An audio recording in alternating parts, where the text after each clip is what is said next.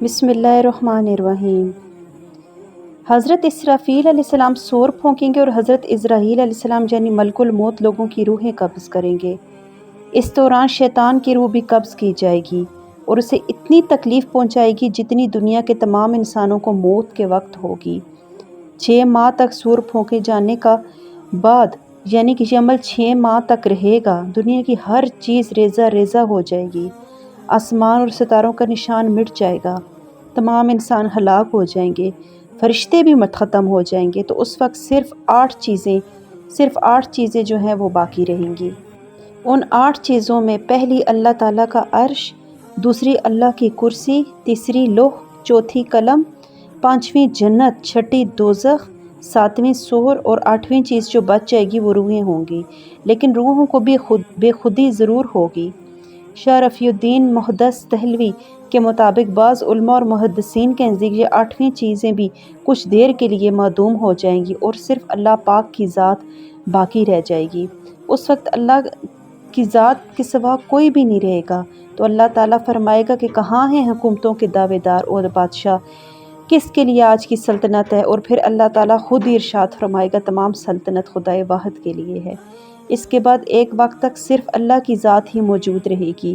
اس کے بعد ایک مدت کے بعد اللہ تعالیٰ خود ہی تمام چیزوں کو دوبارہ پیدا کرے گا۔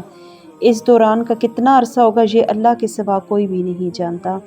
زمین اس وقت ایسی ہوگی کہ اس میں عمارتوں، درختوں، پہاڑوں، سمندروں وغیرہ کے نشان تک نہیں ہوں گے۔ اس کے بعد جس مقام پر سے لوگوں کو اللہ چاہے گا وہیں سے ان کو زندہ کرے گا۔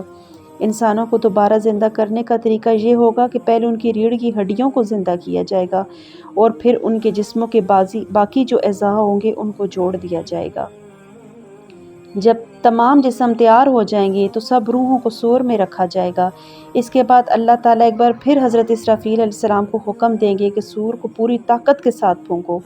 اس وقت اللہ تعالیٰ ارشاد فرمائے گا، قسم ہے میری عزت و جلال کی، کوئی روح بھی اپنے ڈھانچے کے علاوہ کہیں نہ جائے۔ اللہ کا یہ حکم سن کر تمام روحیں اسی طرح اپنے اپنے جسموں میں چلی جائیں گی جس طرح پرندے اپنے گھونسلوں میں چلے جاتے ہیں۔ ارشاد خداوندی ہے، جیسا کہ ہم نے اس خلقت کو اول مرتبہ پیدا کیا ہے اسی طرح دوبارہ پیدا کریں گے۔ جب انسان زندہ ہوں گے ان کے سر کے بال اور منہ میں دانت ہوں گے، جبکہ سب لوگ جو دنیا میں جسمانی معذور تھے وہ بھی درست اعضاء کے ساتھ ہوں گے۔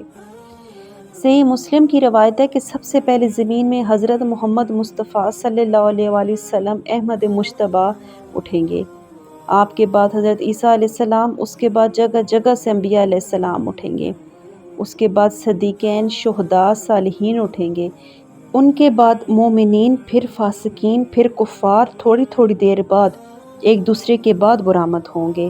حضرت ابوبکر صدیق اور حضرت عمر فاروق رضی اللہ تعالیٰ عنہ حضور پاک صلی اللہ علیہ وآلہ وسلم اور حضرت عیسیٰ علیہ السلام کے درمیان ہوں گے۔